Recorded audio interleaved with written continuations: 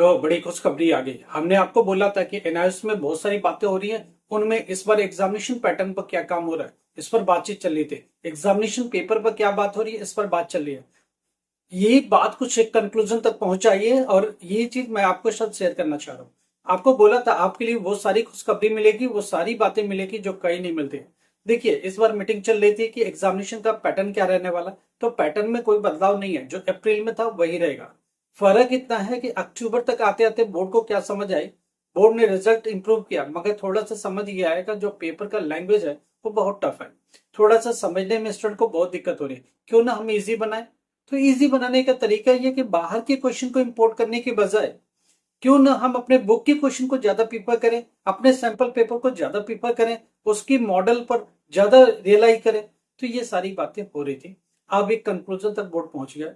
Board को यह समझ में आ गया है कि कुछ ऐसा कर सकते हैं कि जिससे स्टूडेंट को इजी फील हो और इजिली वो ज्यादा से ज्यादा क्वेश्चन को अटेम्प्ट कर पाए और नॉलेज के लेवल में विदाउट कोई कंप्रोमाइज किए हुए ये काम किया जा सकता है। तो इसके लिए फाइनली ये डिसाइड हुआ कि जो हमारे खुद की बुक्स है, एनआईएस के बुक्स है, उसी बुक के क्वेश्चन को पकड़ो या उसी के टॉपिक से ही क्वेश्चन निकाल लो, उसी की लाइन बाय लाइन सीक्वेंस से ही क्वेश्चन निकाल लो। वो शायद बेटर होगा। हम हमारे लिए ये बहुत अच्छी बात है। एनआईएस स्टूडेंट के लिए बहुत अच्छी खुशखबरी है भाई। रादर देन की किसी और बुक से ले, रादर देन कहीं और से रिसोर्सेज से अपना क्वेश्चन ले या नॉलेज ले, उससे बेटर ये कि वो अपनी बुक को ही ठीक से पढ़े। अगर वो अपने बुक से ठीक से पढ़ा तो अच्छे से पास हो सकता है। जैसे सीबीएसई बोर्ड का रहता है कि कुछ सब्जेक्ट ऐसे चुनिंदा है, जैसे केमिस्ट्री है, बायोलॉजी है, ये सब कहां से आते हैं, एनसीईआरटी के क्वेश्चन आते हैं। एग्जैक्टली क्यों ना बुक एनआईएस बुक अपनी बुक के क्वेश्चन को उठा के दे। तो इस पर काम हो गया है और ये एक कंसेंसस बन गया। देखो बाहर ये कुछ नहीं बताएंगे, मगर हम आपके साथ शेयर कर रहे हैं। आप करो क्या, आप अपने बुक के सारे क्वेश्चन आंसर करो और उनके थियरी कंसेप्चुअल जितनी भी चीजें हैं उनको ठीक से पढ़ो। बाकी बातें अभी डिटेल आपके साथ शेयर करेंगे। कुछ एग्जामिनेशन को लेके भी नई डेवलपमेंट है, वो सारी बात करेंगे।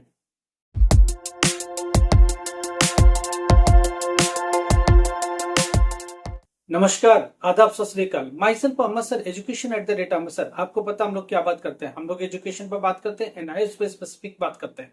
एनआईएस के लिए डेडिकेटेड चैनल है और भी कुछ भी एजुकेशन से रिलेटेड प्रॉब्लम है तो उसको भी सुनेंगे और सुलझाने की कोशिश करेंगे जितना भी पॉसिबल होगा। अभी एक बात ये आ रही है कि कैसे एग्जामिनेशन का पैटर्न रहेगा। तो पेपर का जो टाइप है, जो मॉडल है, वो अप्रैल वाला ही रहेगा। हम लोग इस पर जब वीडियो पर आएंगे, इस तरह के सब्जेक्ट वाइज एनालिसिस करेंगे तो आपको सारे वीडियो दिखाएंगे, पेपर भी समझाने की कोशिश करेंगे। पहली बात हम लोग ये बात कर ले, एक डिसीजन चल रहा था, अंदर मीटिंग चल रही थी अंदर खाने एनआईएस में, ये बात चल रही थी कि क्या पेपर का तरीका क्या रहेगा। तो इस बार ये बोला गया कि बच्चों को पेपर टफ लगता है, क्यों नहीं इजी बनाया जाए।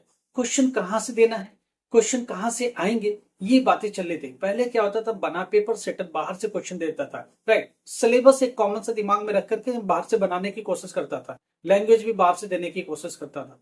अभी बोर्ड ने बोला कि नहीं, एक काम करते हैं, अपने इन टेक्स्ट और टेक्स्ट क्वेश्चन जो एनआईएस की बुक्स में, साथ में जो बुक्स की अपनी लैंग्वेज के टॉपिक है, उन्हीं से क्वेश्चन निकाल लेते हैं। तो ये एक अच्छी बात है। स्टूडेंट कम से कम अपने बुक पर रियलाइज कर सकता है और अपने बुक से, एनआईएस की बुक से पढ़ के पास हो सकता है। अब स्टूडेंट को यहां मैं ये सजेस्ट करूंगा कि आप अपने बुक को ही पकड़ो, अपने एनआईएस की बुक को ही पढ़ो। एनसीईआरटी की बुक्स नहीं, दूसरी बुक्स नहीं, सीबीएसई का बुक्स नहीं, आउटर रिसोर्स नहीं।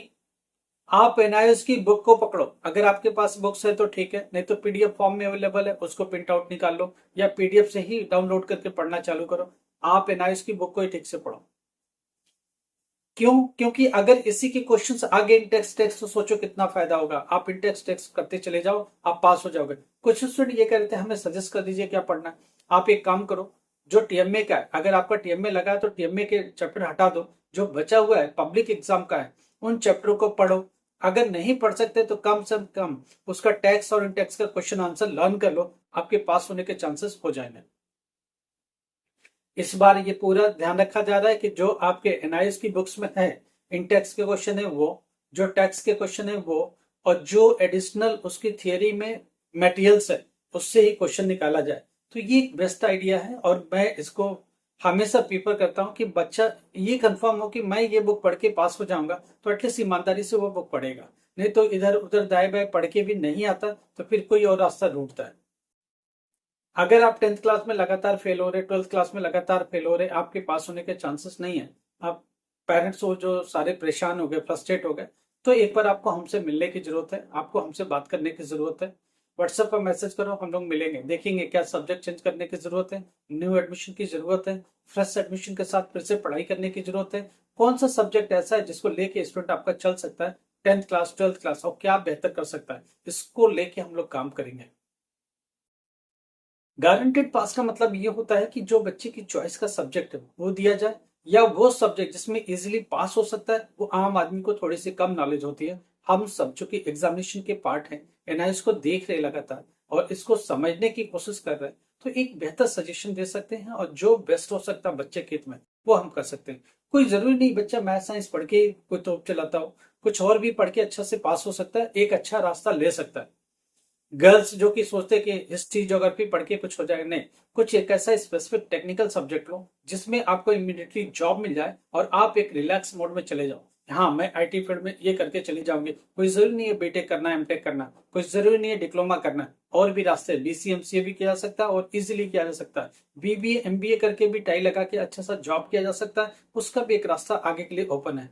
तो उसके लिए क्या सब्जेक्ट अभी लेके चलना है और आगे क्या, नर्सिंग कोर्स करके भी निकला जा सकता है, डिप्लोमा आप नर्सिंग करके निकला जा सकता है। उसके लिए 10th में क्या चॉइस होनी चाहिए, 12th में क्या मिनिमम क्या ले ले जिससे हमारा काम चल जाए, वो ले लो, अगर बच्चा बहुत ज्यादा स्टूडियस नहीं है तो। एक गाइडलाइन बहुत जरूरी है, पेरेंट्स अपने बच्चों को सही गाइड करें, कौन सा सब्जेक्ट 10th में चुनाव करना है, कौन सा सब्जेक्ट 12th में, अगर नहीं पढ़ पा रहा, नहीं पास हो रहा, तो भी मिनिमम क्या सब्जेक्ट दे दे जिससे कि लिए उसका रास्ता हम थोड़ा सा हमवार हो जाए, थोड़ा इजी हो जाए, ईज ऑफ लाइफ हो जाए, ताकि इजिली पढ़ाई में इंटरेस्ट रखे और आगे बढ़ जाए। तो ऐसा होना चाहिए, तो इन चीजों का आप ध्यान रखें। अगर इसमें कोई सजेशन की जरूरत है, कोई, आप हमें व्हाट्सएप पर मैसेज करो, हम लोग देखते हैं, आपके रिजल्ट भेजो कि ये बच्चे का रिजल्ट है, इसमें आगे क्या कर सकते हैं, कैसे कर सकते हैं।